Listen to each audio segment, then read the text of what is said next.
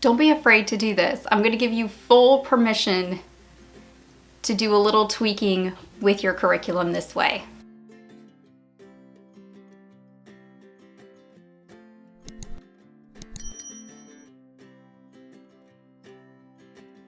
Hey friend, my name is Mandy, the Handmade Homeschooler, and today I'm going to go over how to make small tweaks to your curriculum and even how to bunch things up a little bit or use something for its unintended use.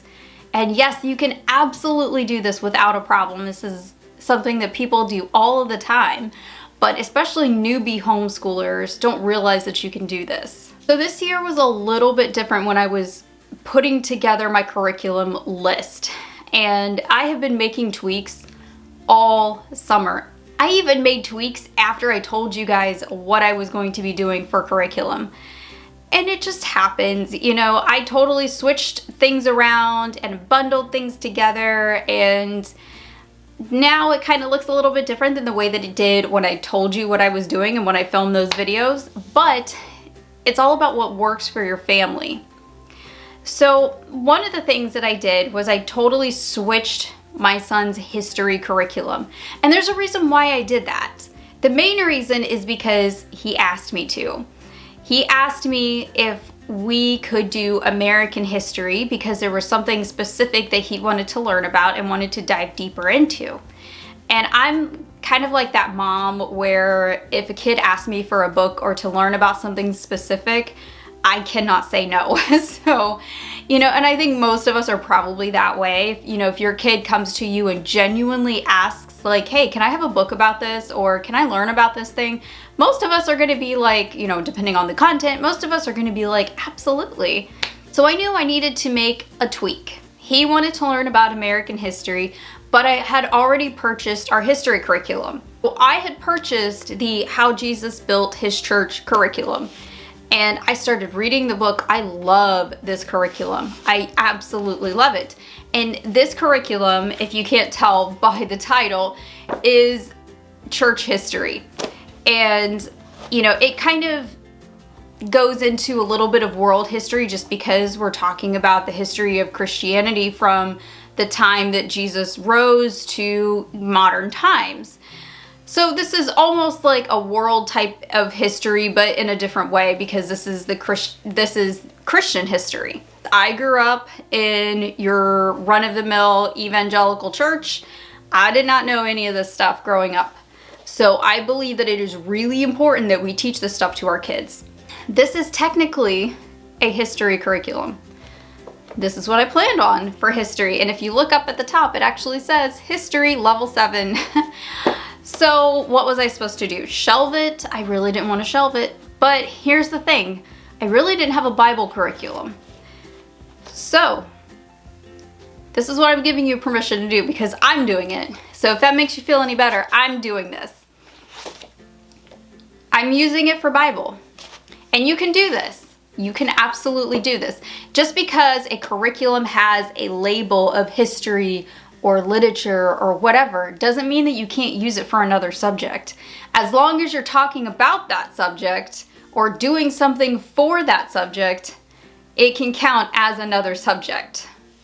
I hope that wasn't redundant, but you probably understand what I'm talking about here. So for example, I'm using church history as Bible because we are talking about the Bible, we're talking about scripture, we are going into all of those subjects. Another one that I see people do all the time is a lot of literature curriculums can double as writing curriculum.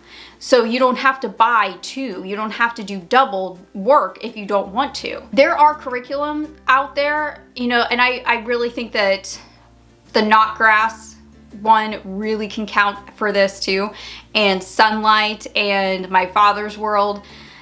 Anything that has a literature component to it that comes with like a stack of readers, there's your literature curriculum. You don't have to buy a separate reading curriculum.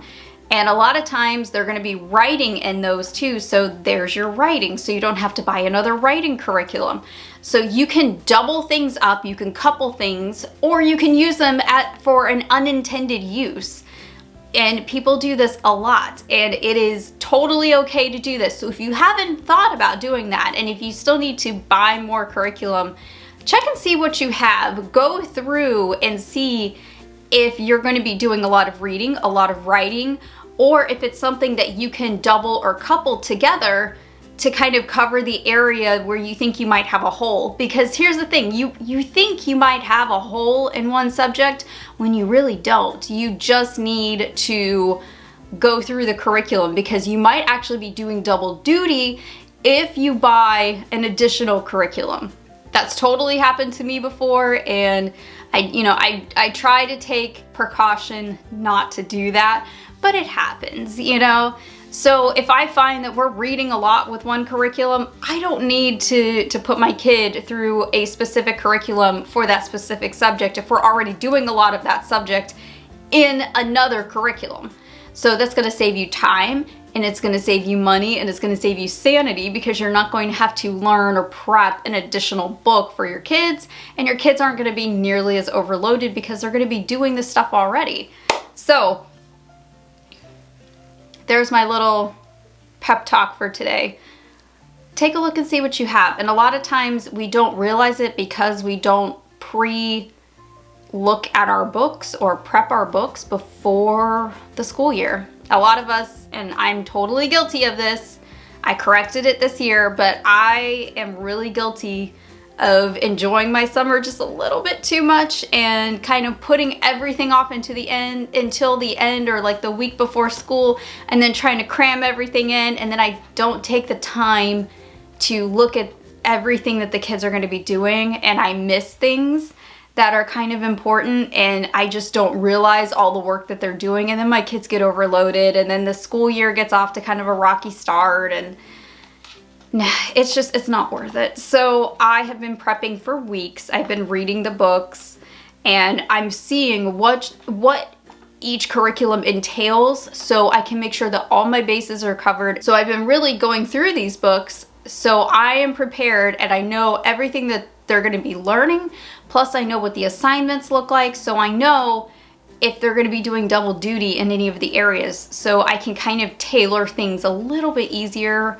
And it just makes my life easier, makes their life easier. So if you haven't thought about that, there's a little tip for you if you haven't thought about that. So just wanted to put that out there and make sure that you guys are getting the most out of everything that you've bought, and making sure that you guys don't spend money when you don't need to. So hope that helps. I am going to go finish doing what I was doing, which was prepping some more anchor charts. So I hope you guys have a great rest of your day. I will see you next time, and happy homeschooling.